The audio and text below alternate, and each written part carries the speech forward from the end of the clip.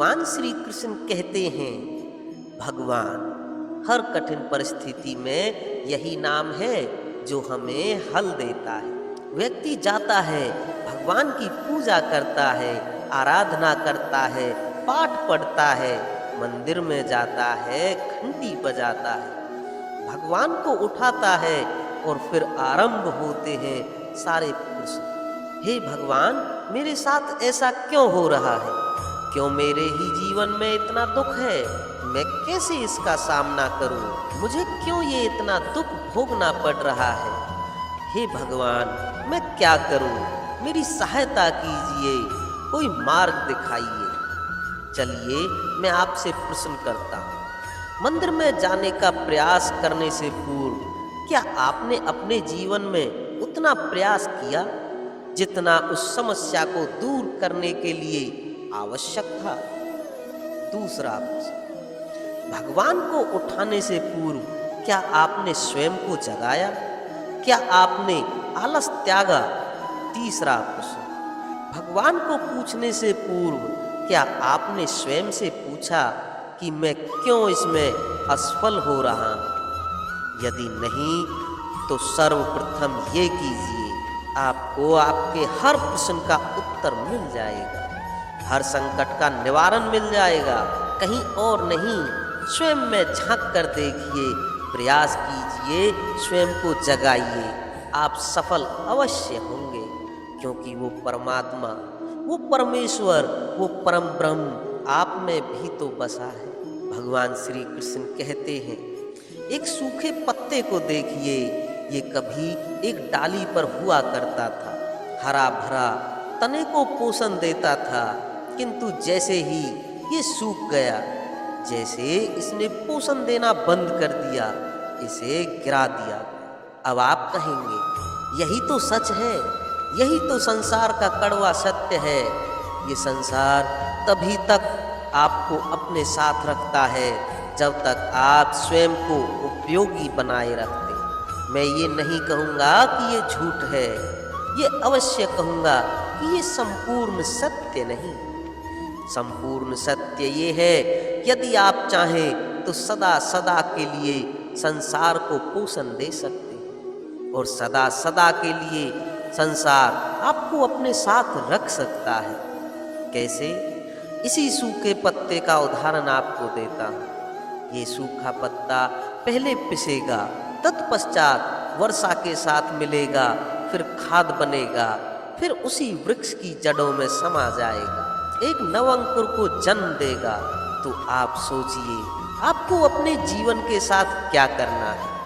यदि आप कभी गिरे, कभी असफल हुए, तो आपको इस उत्साह को खो देना है या पुनः खड़ा होना है और एक नए संसार की रचना करनी है? निर्णय आपका है। भगवान श्री कृष्ण कहते हैं, एक पत्थर को देखिए, ये पत्थर नदी की तलहटी में पाया जाता है, प्रयास करता है कि नदी के जल के प्रवाह को रोक सके। क्या रोक पाता है? कदापि नहीं, उल्टा वो अपने तीखे कोनों को गोल कर बैठता है। अब इसमें सीखने वाली बात क्या है? इसमें सीखने वाली बात है कि जो व्यक्ति दृढ़ निश्चय के साथ जीवन में आगे बढ़ता है बिना रुके, वो न केवल अपना लक्ष्य प्राप्त करता है, अपितु मार्ग में आने वाली बाधाओं का अस्तित्व ही बदल देता है। तो आप क्या बनना चाहेंगे?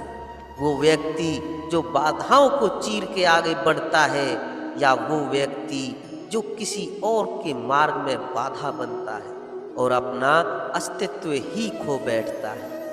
निर्णय आपका है।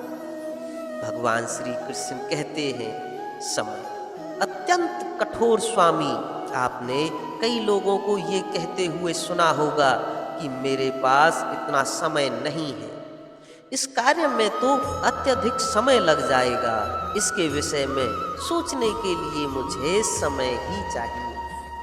अच्छा, मैं आपको एक बात बता देता हूँ, यदि आपने ये निश्चित करने में समय लगा दिया कि आपको क्या करना है, तो समय ये निश्चित अवश्य कर लेगा कि आपके साथ क्या करना है। क्योंकि ये समय ये अत्यंत कठोर होता है।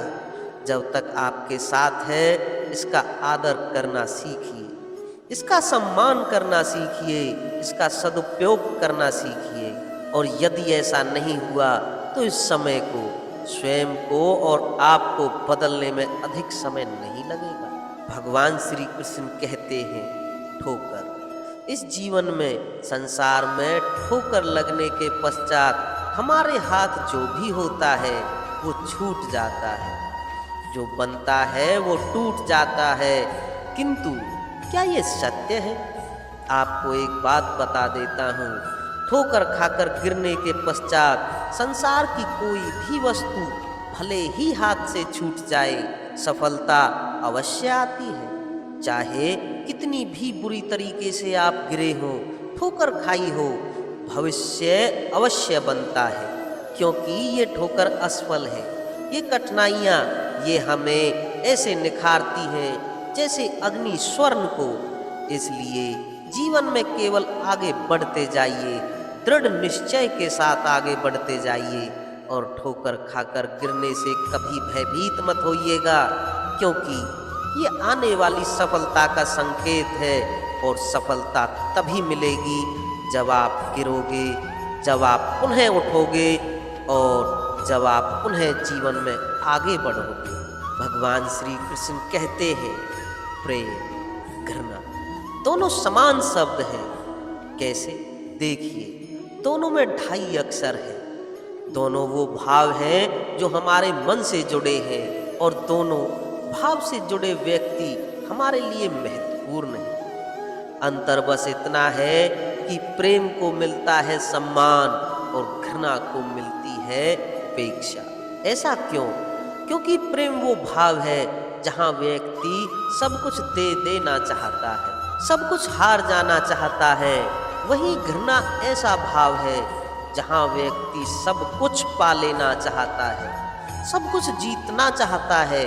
फिर भी प्रेम ये भाव आपको कभी हारने नहीं देता, और घृणा ये भाव आपको कभी जीतने नहीं देता।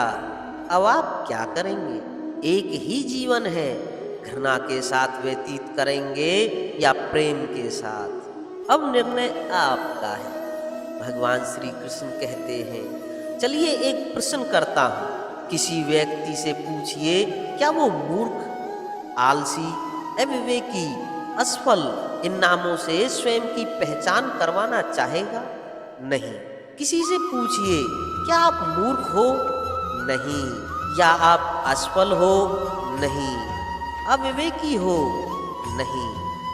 अब बताइए, आपने मूर्ख या असफल बनने के लिए कभी जीवन में अच्छी योजना बनाई है? उत्तर मिलेगा नहीं, क्योंकि कोई भी योजना नहीं बनाई जा सकती जिससे आप मूर्ख या असफल बने। व्यक्ति मूर्ख या असफल तब बनता है जब वो योजना ही नहीं बनाता। छोटा सा जीवन है, इसे नियोजक करें ताकि अधिक से अधिक लोगों को आप जोड़ सकें, अधिक से अधिक प्रसन्नता पा सकें, अधिक से अधिक सफलता प्राप्त कर सकें, अधिक से अधिक लोगों का मार्गदर्शन कर सकें और उनका कल्याण कर सकें। असफल रहकर घर पर बैठने से अच्छा ही है कि आप एक योजना बनाकर असफल हो, क्योंकि तब आपके पास एक विकल्प होगा, एक नई योजना बनाने का, उसे साकार करने का। क्योंकि कोई ना कोई योजना तो होगी जो आपको आपके लक्ष्य तक पहुंचाएगी। तो दोस्तों, आज की इस वीडियो में बताए गए भगवान श्री कृष्ण के इन अनमोल विचारों को यदि आप अपने जीवन में अपनाते हैं तो कठिन से कठिन समय में भी धैर्यवान बनकर रह सकते हैं। तो दोस्तों, फिर मिलते हैं नेक्स्ट वीडियो में। तब तक के लिए जय श्री कृष्णा।